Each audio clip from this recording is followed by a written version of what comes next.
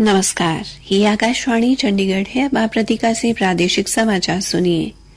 पहले इस बुलेटिन के मुख्य समाचार।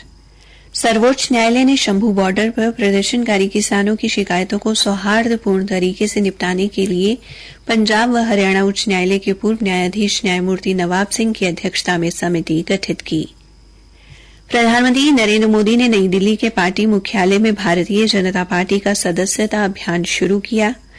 जननायक जनता पार्टी के पूर्व नेता देवेंद्र सिंह बबली, सुनील सांगवान और संजय कबलाना भारतीय जनता पार्टी में शामिल हुए। केंद्रीय मंत्रिमंडल ने कुल 2,817 करोड़ रुपए की लागत वाले डिजिटल कृषि मिशन को मंजूरी दी। और हरियाणा के वित्त मंत्री जयप्रकाश दलाल ने कहा कि भारतीय जनता पार्टी अगले 2 दिनों में अपने उम्मीदवार घोषित करेगी। अब समाचार विस्तार से। सर्वोच्च न्यायालय ने आज शंभू बॉर्डर पर प्रदर्शनकारी किसानों की शिकायतों को सौहार्दपूर्ण तरीके से निपटाने के लिए पंजाब व हरियाणा उच्च न्यायालय के पूर्व न्यायाधीश न्यायमूर्ति नवाब सिंह की अध्यक्षता में एक समिति का गठन किया। सर्वोच्च न्यायालय के न्यायमूर्ति सूर्यकांत और न्यायमूर्ति उज्जवल मोहैया की पीठ ने समिति को 1 सप्ताह के भीतर अपनी पहली बैठक करने के निर्देश दिए। शीर्ष अदालत ने कहा कि किसानों के मुद्दों का राजनीतिकरण नहीं किया जाना चाहिए और समिति को चरणबद्ध तरीके से इस पर विचार करना चाहिए। सर्वोच्च न्यायालय ने यह भी कहा कि किसान अपने शांतिपूर्ण आंदोलन को वैकल्पिक स्थलों पर स्थानांतरित करने के लिए स्वतंत्र होंगे। काबिल-ए-गौर है कि अदालत ने हरियाणा सरकार की उस याचिका पर सुनवाई करते हुए समिति का गठन किया है जिसमें उच्च न्यायालय के आदेश को चुनौती दी गई है। उच्च न्यायालय ने राज्य सरकार को 1 सप्ताह के भीतर अंबाला के पास शंभू बॉर्डर पर लगाए गए बैरिकेड्स हटाने के निर्देश दिए थे। किसान 13 फरवरी से शंभू बॉर्डर पर डेरा डाले हुए हैं। प्रधानमंत्री नरेंद्र मोदी ने आज नई दिल्ली के पार्टी मुख्यालय में भारतीय जनता पार्टी के सदस्यता अभियान की शुरुआत की। यह अभियान नए सदस्यों की भर्ती और पार्टी के मौजूदा सदस्यों पर ध्यान केंद्रित करेगा। श्री मोदी ने फिर से पार्टी की सदस्यता ग्रहण की और पार्टी के राष्ट्रीय अध्यक्ष जगत प्रकाश नड्डा से अपनी सदस्यता के नवीनीकरण का प्रमाण पत्र प्राप्त किया। यह अभियान आज से 10 नवंबर तक चरणबद्ध तरीके से आयोजित किया जाएगा। सदस्यता अभियान का पहला चरण इस महीने की 25 तारीख को संपन्न होगा। हमारे संवाददाता ने बताया है कि बीजेपी का चुनाव वाले राज्यों और केंद्र शासित प्रदेशों को छोड़कर पूरे देश में अपने सदस्यता अभियान के हिस्से के रूप में कम से कम 10 करोड़ नए सदस्यों की भर्ती करने का लक्ष्य है। जननायक जनता पार्टी के पूर्व नेता देवेंद्र सिंह बबली, सुनील सांगवान और संजय कबलाना आज दिल्ली स्थित पार्टी मुख्यालय में भारतीय जनता पार्टी में शामिल हो गए। बीजेपी के राष्ट्रीय महासचिव अरुण सिंह की उपस्थिति में इन्हें पार्टी में शामिल किया गया। जननायक जनता पार्टी हरियाणा में राजनीतिक दल है जिसका नेतृत्व पूर्व मुख्यमंत्री दुष्यंत चौटाला करते हैं। उल्लेखनीय है कि कल जींद में हुई जन आशीर्वाद रैली के दौरान जननायक जनता पार्टी के विधायक रामकुमार गौतम, अनूप धानक और जोगी राम सिहाग भारतीय जनता पार्टी में शामिल हो गए थे। केंद्रीय मंत्रिमंडल ने कुल 2,817 करोड़ रुपए की लागत वाले डिजिटल कृषि मिशन को मंजूरी दी है। आज नई दिल्ली में सूचना एवं प्रसारण मंत्री अश्विनी वैष्णव ने मीडिया से बातचीत में कहा कि मंत्रिमंडल की बैठक में किसानों के जीवन में सुधार, उनकी आय बढ़ाने के लिए कई महत्वपूर्ण फैसले लिए गए हैं। केंद्रीय मंत्रिमंडल ने खाद्य एवं पोषण सुरक्षा के लिए 3,979 करोड़ रुपए की लागत वाली योजना को मंजूरी दी है। सरकार ने 2,291 करोड़ रुपए की लागत से कृषि शिक्षा और प्रबंधन को मजबूत करने का भी निर्णय लिया है। मंत्रिमंडल की बैठक में 1,702 करोड़ रुपए की लागत से पशुधन स्वास्थ्य और उनकी जनसंख्या बढ़ाने की योजना को भी मंजूरी दी गई। इसके अलावा 860 करोड़ रुपए की लागत से बागवानी के सतत विकास कार्यक्रम को स्वीकृति दी गई।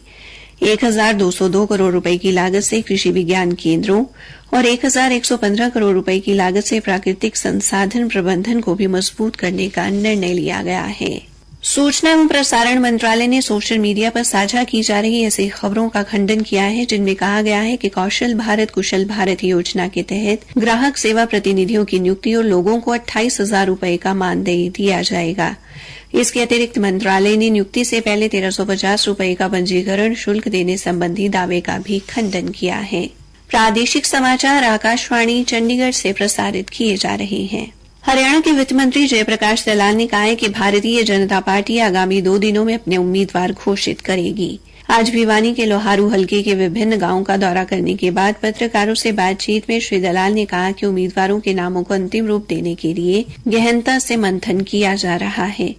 उन्होंने कहा कि पार्टी जिताऊ उम्मीदवारों को आगे लाने पर काम कर रही है। चुनावी मुद्दे पर उन्होंने कहा कि भारतीय जनता पार्टी विकास के मुद्दे पर चुनाव लड़ने जा रही है। श्री दलाल ने ग्रामीणों से विकास के नाम पर वोट भी मांगे और बीजेपी सरकार द्वारा मेरिट के आधार पर नौकरी दिए जाने, किसानों को उचित मुआवजा देने और लोहारू हलके में अंतिम छोर तक नहरी पानी पहुंचाने सहित विभिन्न उपलब्धियों का जिक्र किया। उन्होंने उम्मीद जताई कि चुनाव में लोग विकास के नाम पर मतदान करेंगे। पेरिस पैरालंपिक में योगेश कथुनिया ने आज पुरुषों की डिस्कस थ्रो F56 स्पर्धा में रजत पदक हासिल किया। उन्होंने पहले ही प्रयास में 42.22 मीटर की दूरी तक चक्का फेंक कर सीजन में अपने सर्वश्रेष्ठ प्रदर्शन के साथ लगातार दूसरा पैरालंपिक रजत पदक जीता। आज रात पुरुष सिंगल्स की SL4 श्रेणी के फाइनल में सुहास यतिराज का सामना फ्रांस के लुकास मजूर से होगा।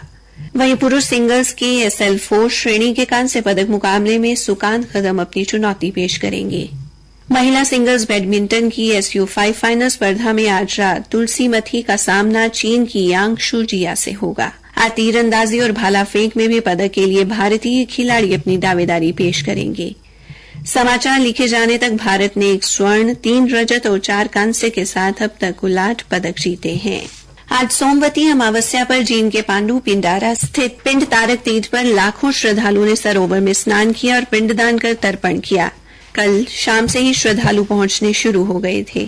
श्रद्धालुओं की भीड़ को देखते हुए प्रशासन द्वारा सुरक्षा के पुख्ता प्रबंध किए गए और वाहनों की पार्किंग के लिए भी विशेष व्यवस्था की गई।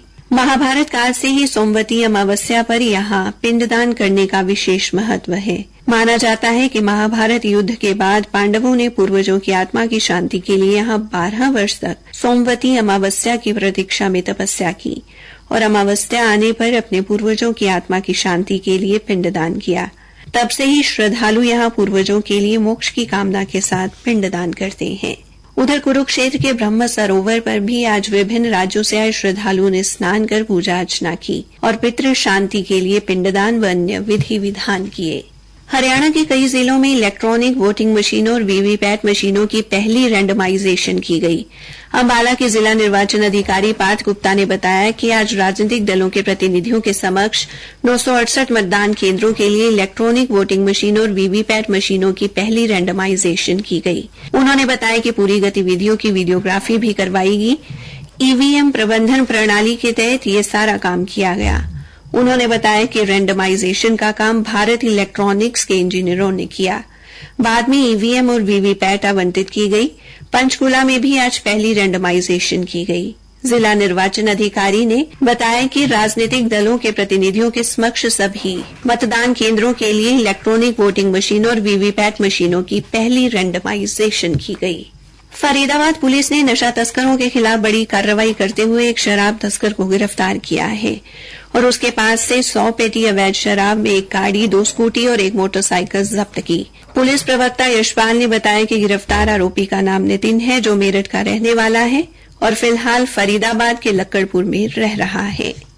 अंत में मुख्य समाचार एक बार फिर। सर्वोच्च न्यायालय ने शंभू बॉर्डर पर प्रदर्शनकारी किसानों की शिकायतों को सौहार्दपूर्ण तरीके से निपटाने के लिए पंजाब व हरियाणा उच्च न्यायालय के पूर्व न्यायाधीश न्यायमूर्ति नवाब सिंह की अध्यक्षता में समिति गठित की।